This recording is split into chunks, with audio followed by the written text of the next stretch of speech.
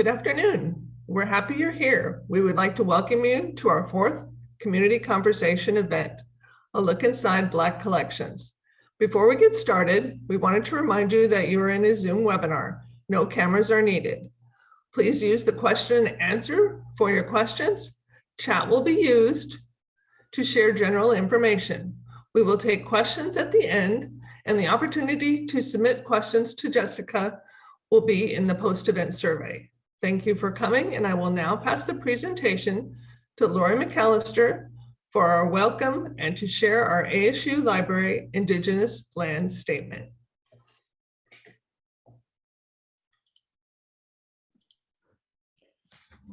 Okay, can you hear me? Okay.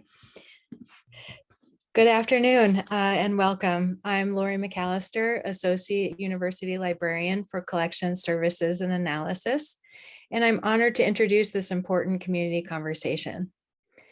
The ASU Library acknowledges the 22 Native nations that have inhabited this land for centuries.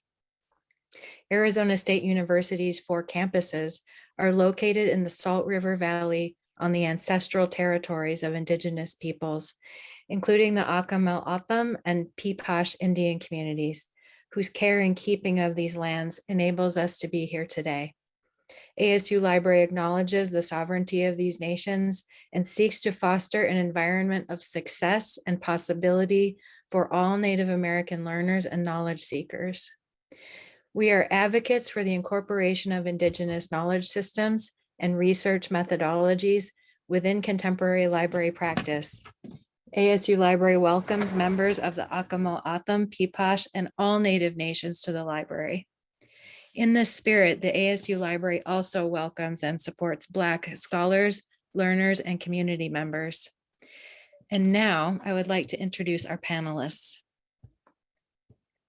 Jessica Salow is the Assistant Archivist of Black Collections at Arizona State University Library. Prior to her current role, she was a specialist with the CommunityDriven Archives Initiative, also housed at ASU Library. She obtained her master's in Library and Information Science from the University of Arizona and is an alumna of Arizona State University. Her current work focuses on specialized reference and instruction, as well as creating a robust collection of primary and secondary resources that document the lived experiences of Black people living and thriving in the state of Arizona. Christina Ngo serves as Director of Social Embeddedness within the Office of University Affairs at ASU. Christina's work focuses on advancing the mission of the new American University by evaluating university-wide social embeddedness efforts and initiatives. She facilitates and amplifies collaborative, mutually beneficial partnerships and innovations across the university and throughout our communities.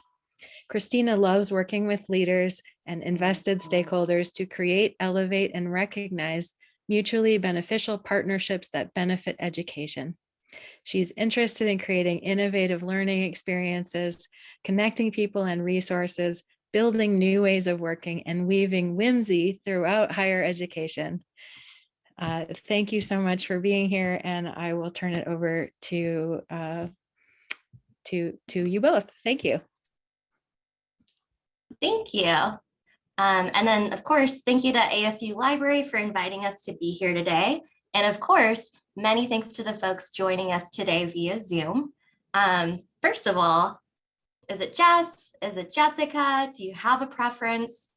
We just got to get this out of the way.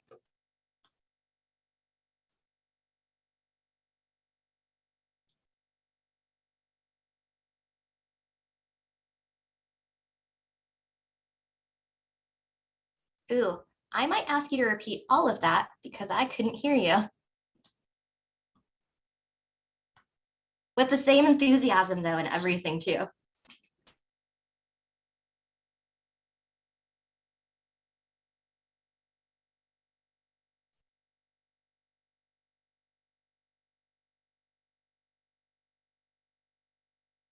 Not yet.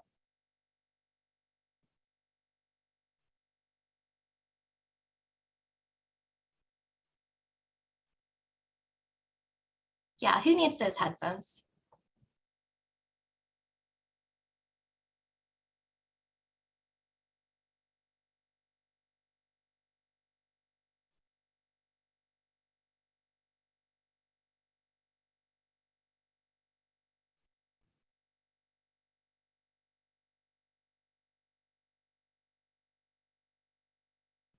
Are these backup headphones?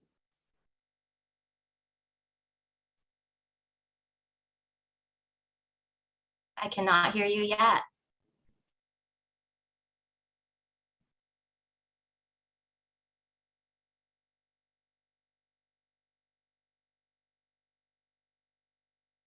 Is this another set of headphones?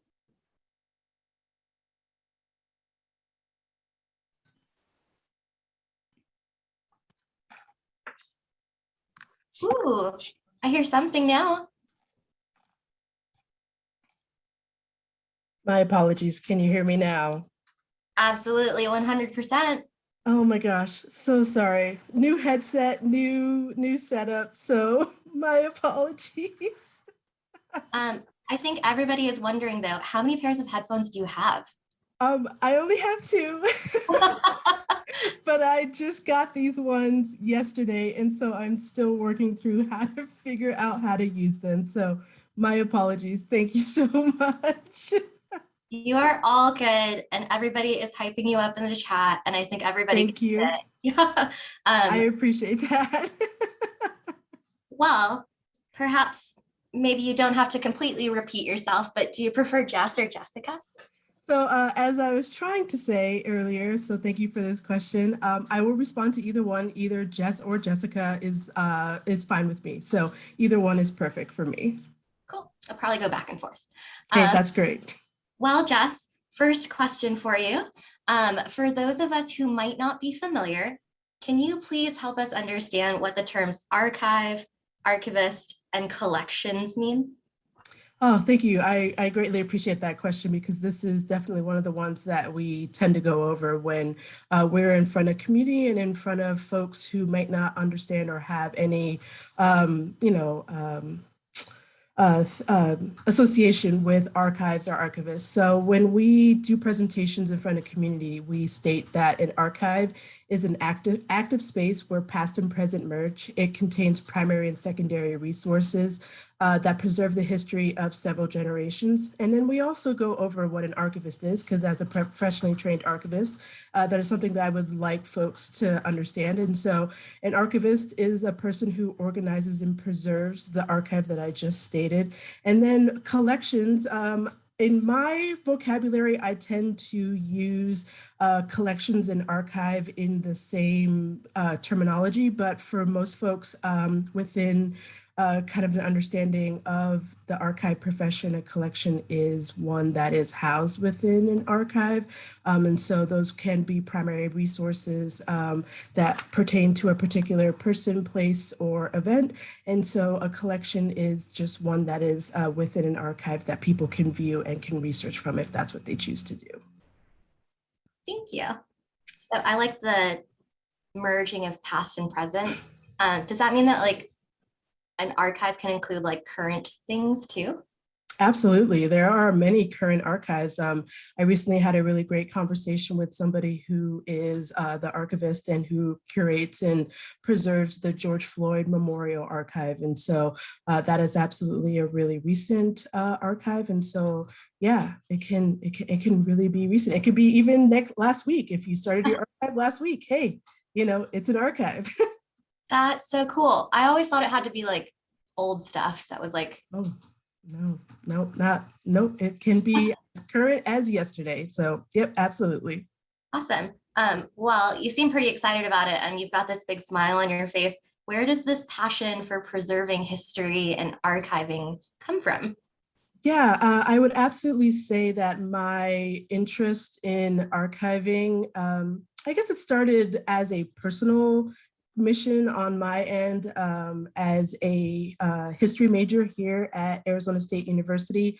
I very much was in archives, and I put that in quotes because, at that time, I didn't know that ASU had archives. And so that was a real kind of disappointment on my end to not know that my own institution had archives that I could, research from. But as a person who is of Black descent, it really is important to me to kind of have that understanding of the historical record, especially where Black Americans are concerned.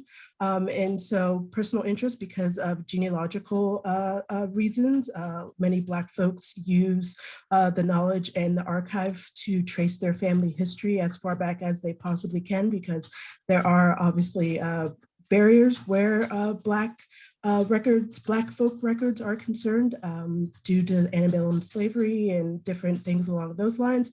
And then also, I really want to be able to see myself within the archival record because there's not very much that is associated with Black life, specifically in Arizona, but technically, sometimes around the country and the world, there is a hard time of Black folks trying to find records that pertain to either their community or their family. And so it really was a self-interest on my end in order to see myself within the historical record. And then at the same time, the profession that I'm in is one that is the keeper of a lot of our memories. And so this particular profession does not have a robust representation of Black folks in it. And so I really wanted to and needed to see myself within the profession that I am doing and in the records that I curate and keep for not just ASU, but within my own personal or community life. And so that's kind of where it comes. It's a whole mix of a lot of things, but for the most part, it is absolutely personal interest to make sure that I see myself within the historical record. Love that you're a Shippers alum. And then I think you kind of hinted at this in terms of seeing yourself in the archives. Why do you think we don't see a lot of African-American or Black folks, like you said, in archives or in collections? Yeah, that's a really hard question, but it really is one that is worth talking about. I will say on my end, due to a lot of the legacy of Black folks within Americas, there hasn't been a lot of interest of people within the particular profession that I am to document Black life in Arizona or specifically around the country, unless you either were a Black person or you had a particular interest into Black life. And so many curators around the country are unfortunately white. And so they take their professional and personal interest into their work. And many of those folks didn't see or feel like they wanted to dive into that particular topic. And so there is only, folks who really wanted to dive into Black history were the ones that were documenting it and were archiving it. And if you, again, weren't either Black or had an interest in Black history, you didn't really bring those particular topics to either your institutional, profession or into your institutional work. And that is why there really isn't a lot of documentation of Black life because of, unfortunately, bias. Unfortunately, folks maybe not being curious about other cultures and other people within the American landscape. And so it really is hard to kind of dig into some of these particular archives or collections and just see the amount of white people who are represented within that and know that there are Black folks that live everywhere. But we are not well documented because people didn't either want to reach out to that community, had a bias towards that community, or just weren't curious or interested in collecting materials outside of their particular interest. Thank you for that history lesson and that context too. That's super helpful. This kind of, well, I feel like this is a good segue into learning a little bit more about how you got here. So in your bio, we learned that prior to the role that you have now, which is Assistant Archivist of Black Collections, you worked with CommunityDriven Archive, with the CommunityDriven Archive at ASU Library. Can you please tell us about how that initiative started or began?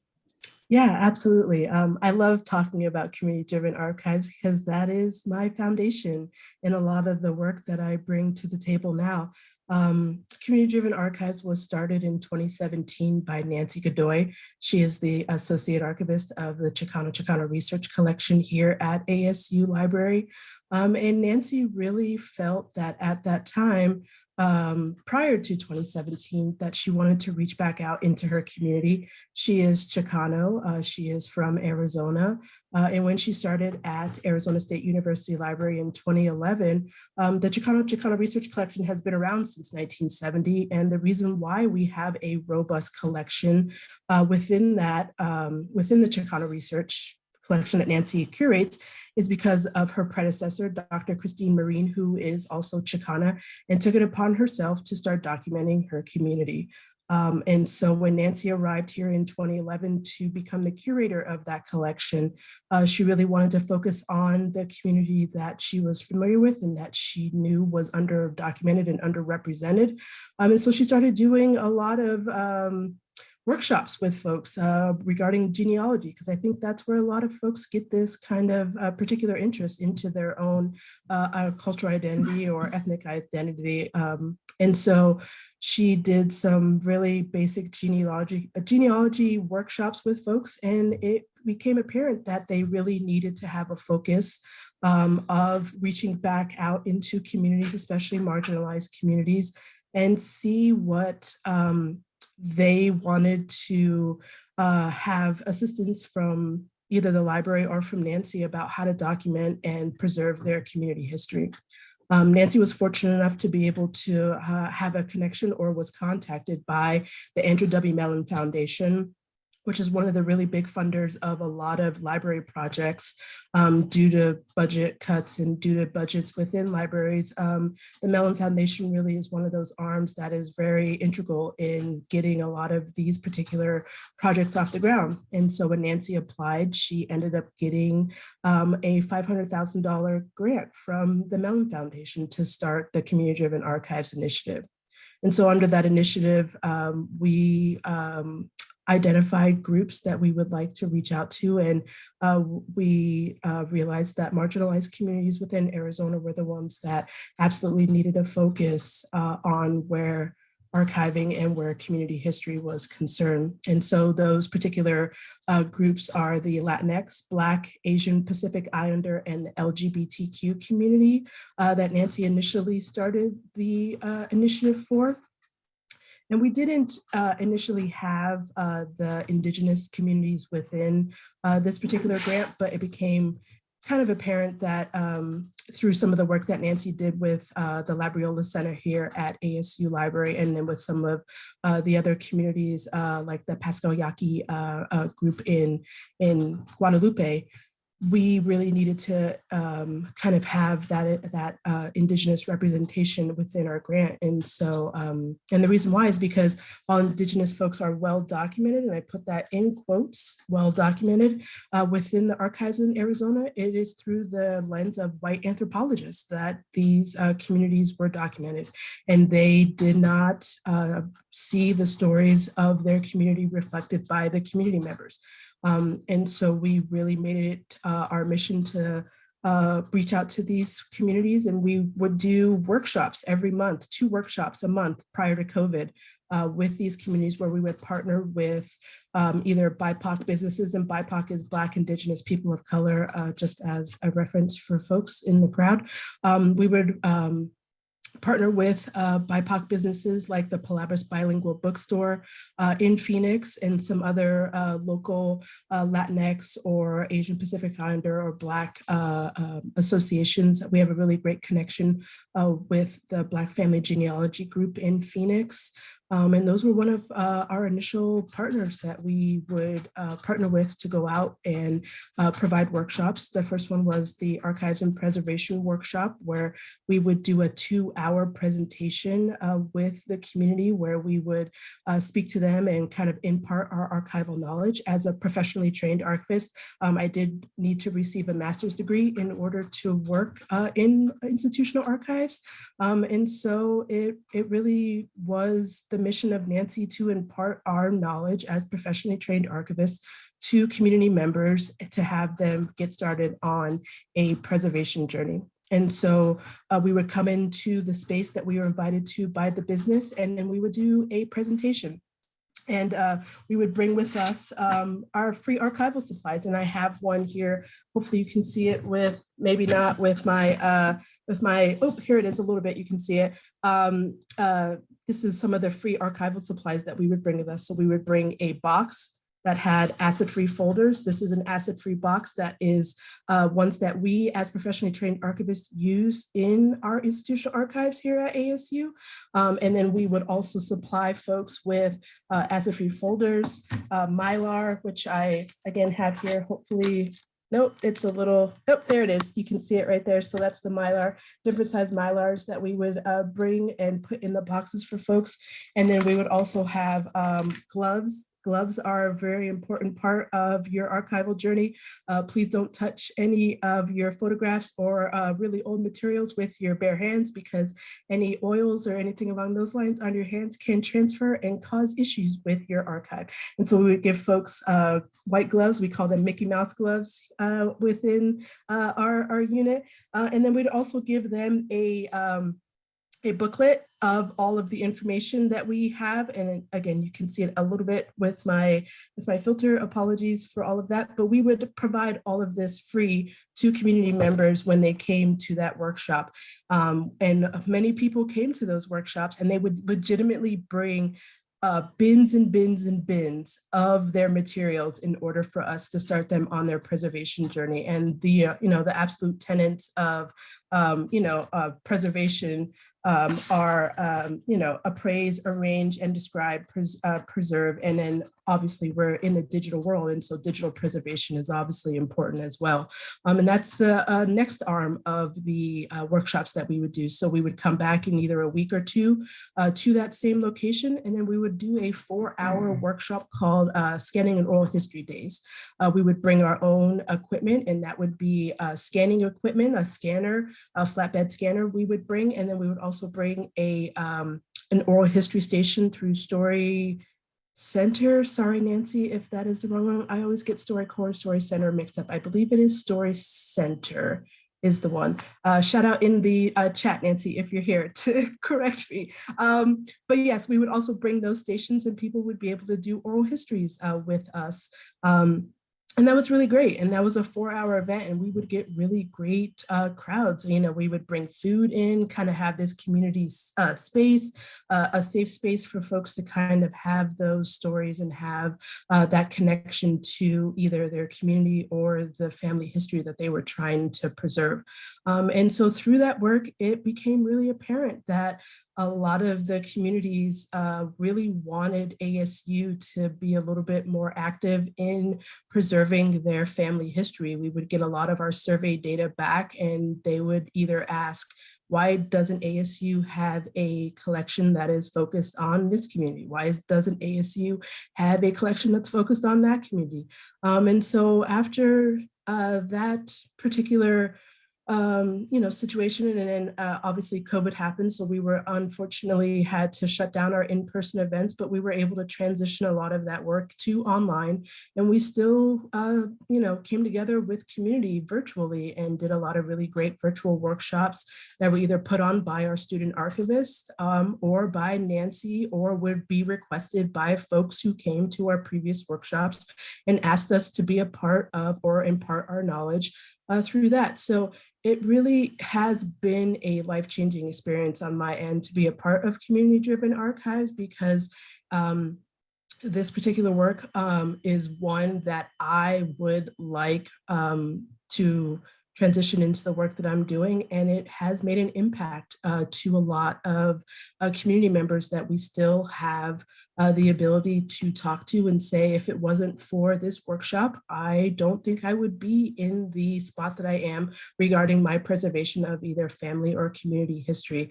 And so there is quite a bit of work that Community-Driven Archives did, and a lot of work that Community-Driven Archives is continuing to do, whether through the creation of Black collections, or through once we do get our archivist of CDA hired and started, to continue the work that Nancy started in 2017 through the Mellon Foundation. Thank you for that journey, or I guess almost like its own little collection or archive, like oral history of, it's an oral history of community-driven archives. Yes, absolutely. Also want to acknowledge and just share how awesome it is that you're shouting out all of these local businesses like directly by name, and you're shouting out Nancy over and over again, and all of these different people and different units and organizations. I love that you give credit and flowers to the people and groups that you've worked with and collaborated with. And then also, I love that you brought the tools and did kind of like your own mini workshop in our conversation. And then I also just want to say too, it's so cool that y'all didn't just do a one and done workshop, but that you came back and continued building those relationships with folks. Yeah, absolutely. That was a real huge tenet of the work that Community-Driven Archives does, was to create those partnerships and those collaborations with folks that, again, continue to this day. And it is Story Center, just to a lot of feedback in the chat here. It is Story Center. Yes, thank you. I appreciate everyone. My memory is sometimes not great, so thank you. I appreciate you all. I think you say it without saying it, but why is it important to go and work with community and speak with them about the importance of preserving and archiving? Yeah, so I guess, I can only talk about this in I statements because, again, I am the one that, reaches out and does a lot of this work. And so on my end, it really feels like a lot of folks feel that they aren't represented within the archival record, specifically within Arizona, but in large parts just around the state. There's just many, many people who absolutely just want to have some type of understanding of the world that we live in, and understanding of why things are the way that they are. And unfortunately, if you don't see yourself within those records and you don't feel that you are a part of that, it can be very exclusionary to you as a person, and as a person who knows that a community is, really great, that they thrive, and that they have really great people. And so if you're not represented within an archival, collection or, history, there has been a lot of unjust things that have happened to folks who have been excluded from the archival record. Many folks on this call might remember SB 1070 from 2010. It was the Show Me Your Papers bill, as we like to call it within Community-Driven Archives, where a lot of that legislation was targeted at the Latinx community and the undocumented community of Arizona. And, unfortunately, within the archival records of Arizona, only 0 to 2% of known archival records represent each of the communities that I stated previously, which again, Latinx, Black, Asian Pacific Islander, and the LGBTQ community.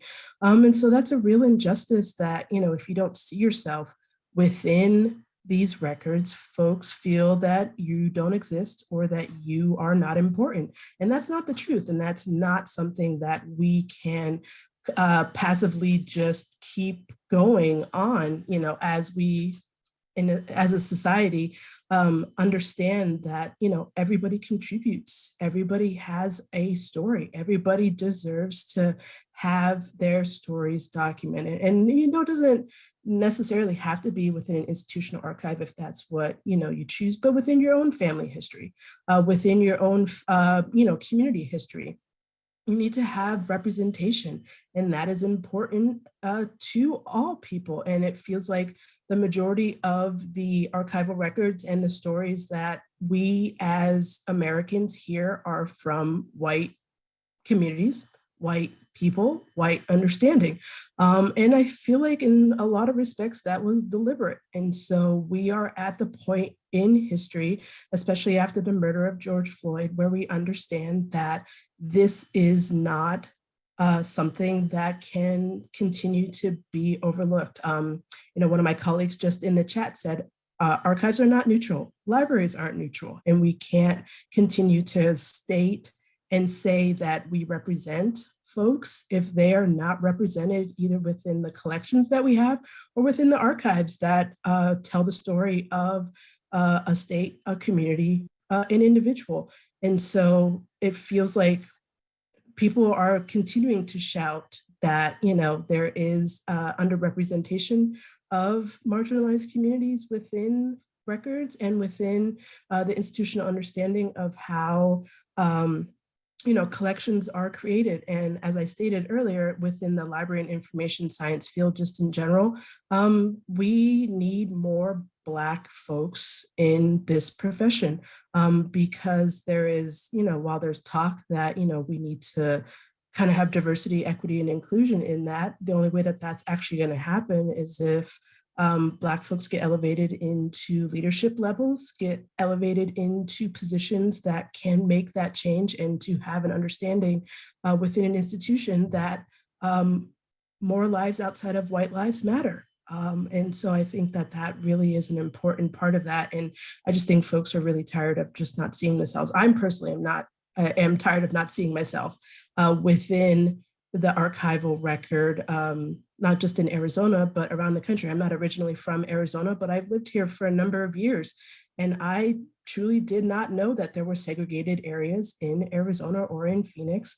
I didn't know that there were a thriving and very robust Black community in this state. And so I think that that is, deliberate in some respects, but at the same time, in my position and in the person that I am, I just won't be quiet about injustices. And I have that privilege, and I'm able to extend that privilege into the work that I do and into the space that I am invited to. And so I will always talk about the injustices of being a Black woman, of being a Black person in this particular world, in this state, in this profession, because people need to be uncomfortable in understanding that, bias has caused us a lot of issues, and we will no longer put up with it, and we will just no longer be quiet about stuff like that.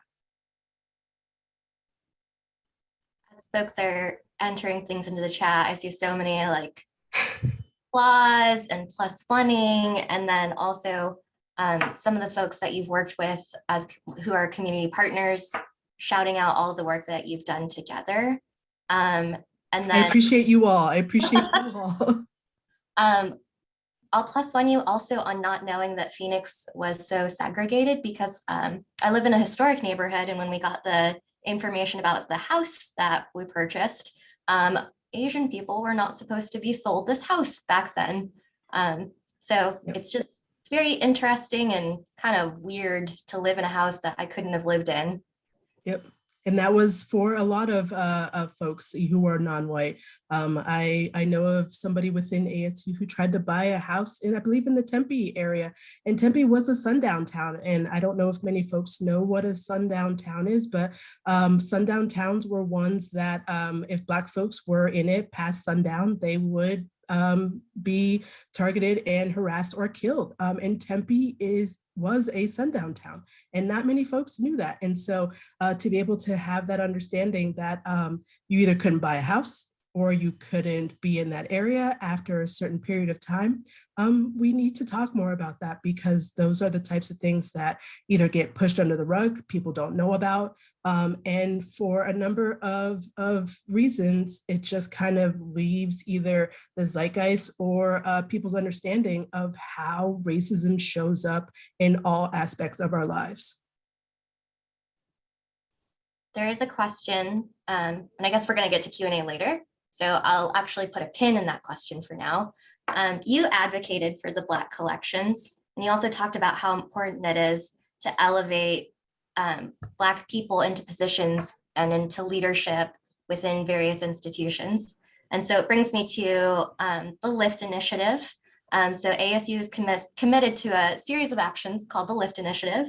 L is for listen, I is for invest, F is for facilitate, and T is for teach.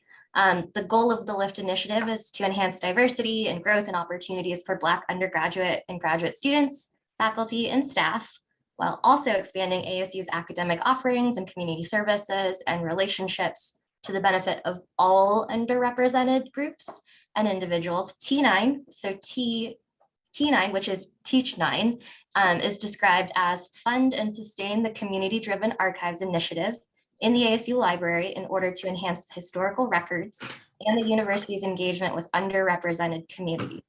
So what steps, what was the process to ensure that community-driven archives, and in particular, the Black collections, were included as part of the LIFT initiative? Yeah, this is a really great question. I will say that, Nancy, when she received her Mellon grant in 2017, it was only for 3 years. So from 2017 to 2020, Nancy had money in order to go ahead and do this particular initiative.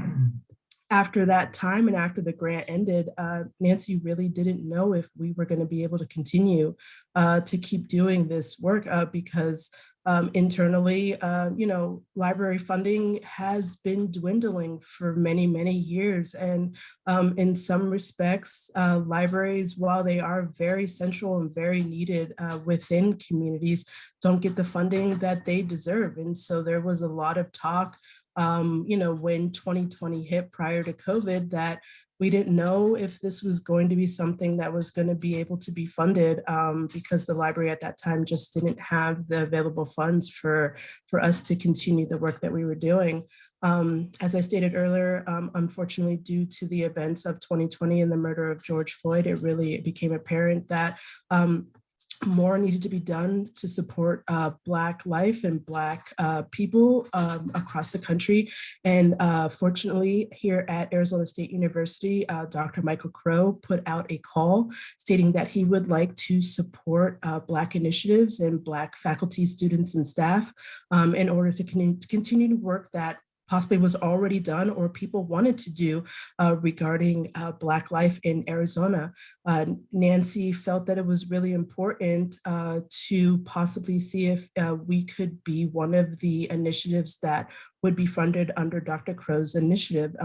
So our university librarian, Dr. Jim O'Donnell, advocated for us to the provost's office at that time. Provost Mark Searle was the one that was in charge of kind of our units in our department. And he went to Provost Searle and, stated our case and gave really good evidence. We had a lot of really great data that showed that folks wanted us to continue. And we had a lot of really great community partners who were consistently asking us, when are you going to get funded? Why isn't the library, or why aren't ASU funding you? And so when the LIFT initiative was announced by Dr. Crow, we really were hopeful that we could be a part of that initiative because we really wanted to continue the work and and have that funding model available to sustain us to move forward.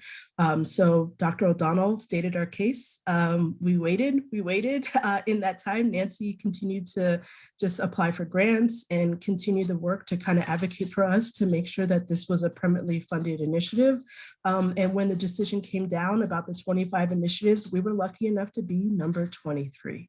And I think that really was a turning point for us and for community-driven archives to state that we absolutely were needed and wanted, and we're going to be able to sustain the work that we were doing. So under the LIFT initiative, we were able to permanently fund my position, which is a brand new position of the Assistant Archivist of Black Collections. And then we were also able to fund the Archivist of the Community-Driven Archives initiative, which we are currently recruiting for right now. We also asked for some additional monies in order to do some other work. And that work is to reach out into K-9 education and see if we can get, kids on board in order to start preservation journey, because many times this particular work is done by older generations, older folks. And if we can get the youth and the younger generations on board early, they can start this work and really have a robust understanding of how to document their family or community history. Right now we're still waiting to hear on some of those other funding things that we requested through our proposal. But we're lucky enough to get that funding for this position that I'm currently in and the position that we're recruiting for, started at ASU once our grant ended. And our grant ended in July of 2021. We were able to get an extension due to COVID. So Mellon was really great about, stating and understanding that COVID caused some issues for us. And so starting in August, I became the Assistant Archivist of Black Collections here at ASU. And so if it wasn't for LIFT, if it wasn't for, unfortunately, the situation that happened in 2020 regarding George Floyd and Black Lives Matter, I don't know if I would be here, honestly. And that is something that I'm thankful for in some respects, but also I'm sad about, because, this is something that is really important and something that should be funded, and you shouldn't have to fight for stuff like this. But unfortunately, here we are. And that is the position that we've been in, but we're lucky enough to have survived and to be able to be funded by LIFT and to move this work into not just an initiative, but we hope a ASU library-wide program. And we've been pretty successful in partnering with the Labriola Center here at ASU Library to start on their end, their own community-driven archives branch. And they've been really, really successful with that. And we're hoping to reach out to many other colleagues within our library system and internally in ASU to talk to them about community-driven archives and how we can partner and assist them with documenting communities who absolutely need more, representation within the archival record in Arizona. So we talked about how the Black collections came to be through community-driven archives. We talked about kind of where we're at and your role, and so grateful that you didn't leave ASU. Please never leave us. Me too. Me too. And then you shared a little bit about the opportunity to work with K-9 and get younger folks started on their preservation journey. As a former middle school teacher, I am a big fan of that, because when students brought in things from their families or wanted to show and share with each other, like things from their families or from their family histories, like they knew every single thing and they were so excited to share everything. So now that we've talked about the past, we talked a little bit about the present and hinted at the future. Could you be more specific? What does the future look like for the Black collections at ASU Library? And I guess also, how can people use that information from the Black collections? Yeah, absolutely. Thank you for that question. And I feel that we're at a good start right now, because this is happening, this community conversations. And I really want to thank our communications team here at ASU Library for approaching me to do this event and do this talk regarding Black collections. I think on my end, I would just like folks to know that we have started a collection here at ASU that documents Black life, and to get the word out and to have folks, if they are interested in learning more or would like to partner with me, absolutely to reach out to me. I think my email address will be somewhere available to folks if they would like to reach out to me to have a conversation about how Black collections can either assist faculty with their instruction or how community members can reach out to me to talk about how they can either start their own individual community Library or other archive. And if you don't want to donate to ASU, that's perfectly fine. I'm not requesting or asking if you do contact me that you donate to ASU. I am more than willing to impart my knowledge to folks in order to get them started on their preservation journey. But at the same time, if you would like to donate to ASU and the Black collection, please, we would love to hear from you because unfortunately, we have a small collection that I know of currently that documents Black life, and much of that is within another collection that we have here, the Greater Arizona collection that is curated by my colleague Renee James. That collection does have a lot of the pieces that Black collections will be bringing under their umbrella to co-curate with my colleague, Renee.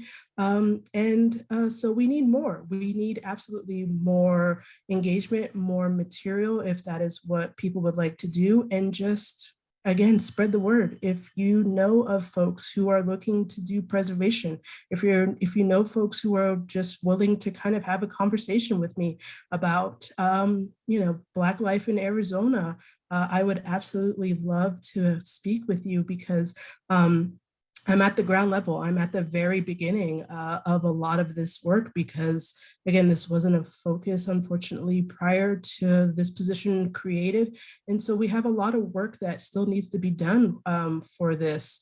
And so absolutely, the focus of the future is to build out this collection, create partnerships with either Black organizations, Black faculty, Black student organizations, Black community of Arizona to make sure that they understand and realize that ASU is committed to documenting their life and that we want to help and be a partner with you in any way that we possibly can.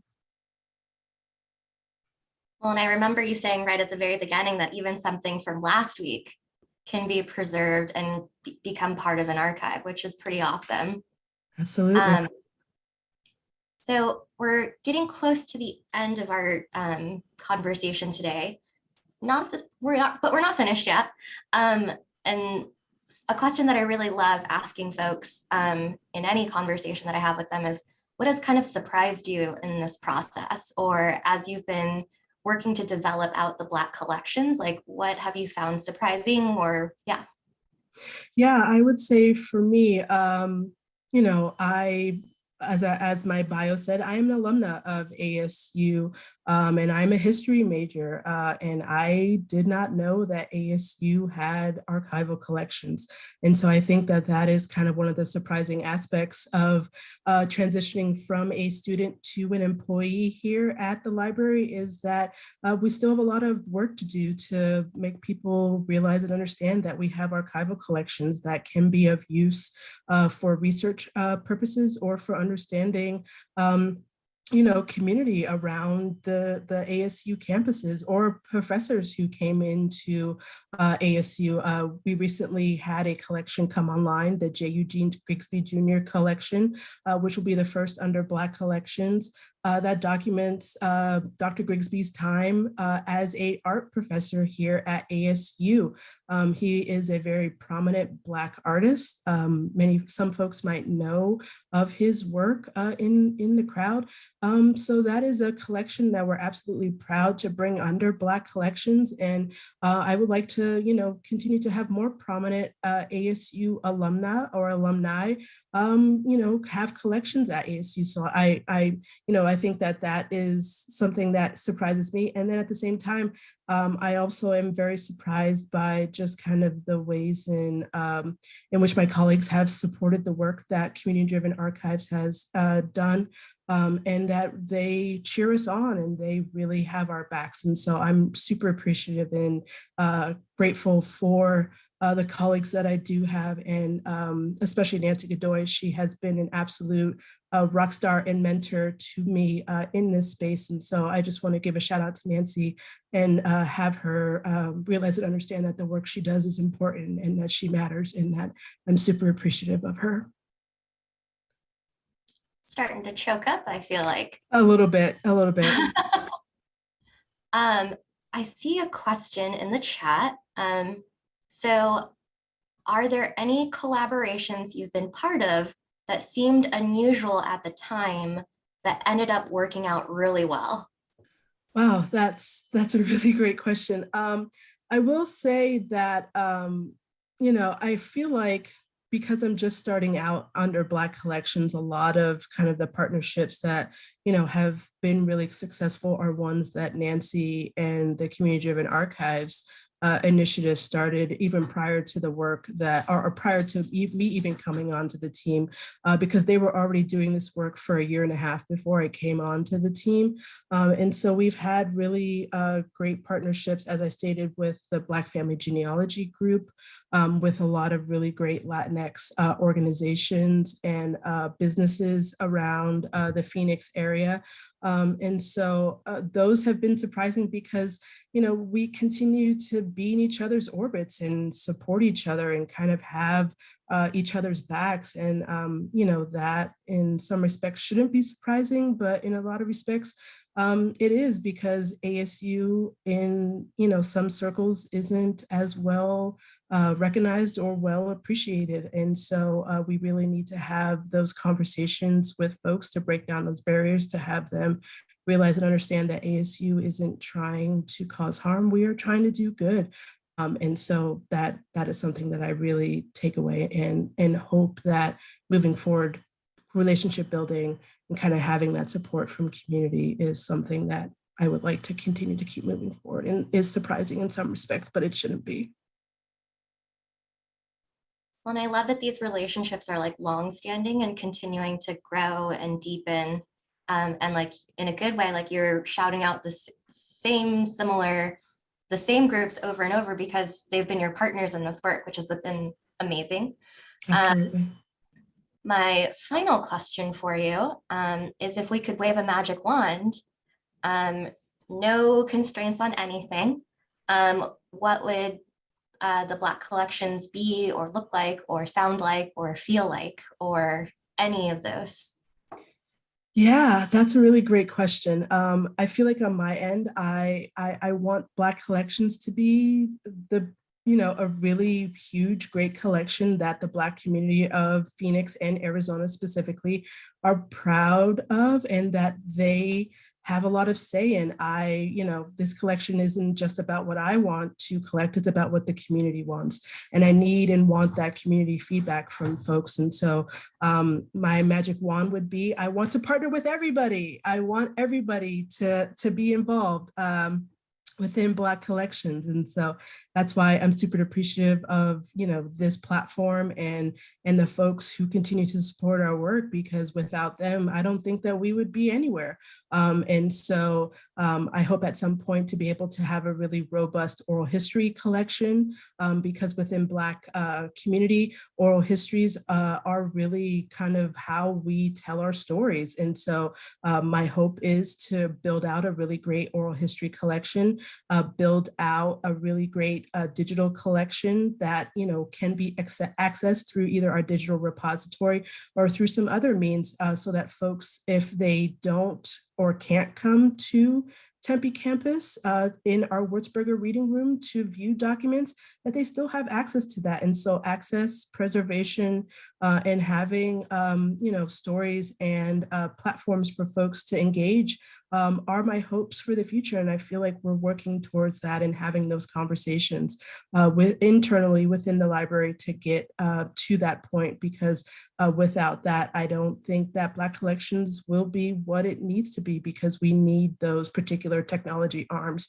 in order for us to sustain and survive moving forward, because technology is where it's at. And if we don't give folks access to our material digitally or where they're at, they won't engage. And that's what we need. We need them to be engaged, and we need them to advocate for this collection and for themselves and for how they want us to show up for them. And that's my hope, and that's what I would like to see moving forward. Well, I want to just say thank you so much. That was a wonderful last answer. And I feel like a lot of folks are going to be reaching out directly to you to schedule some conversations and to engage in some collaborations.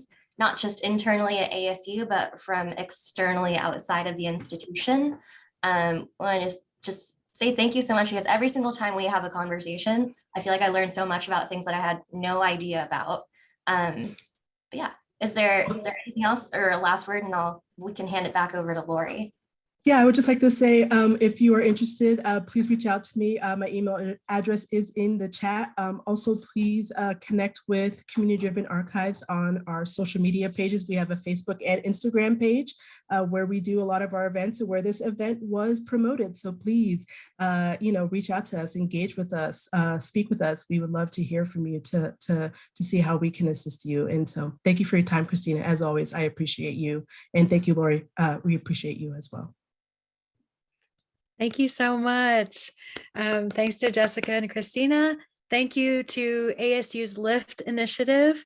I know some folks are here today from the initiative, and we want to thank everyone for attending. You'll be receiving a survey, as Patty said at the beginning.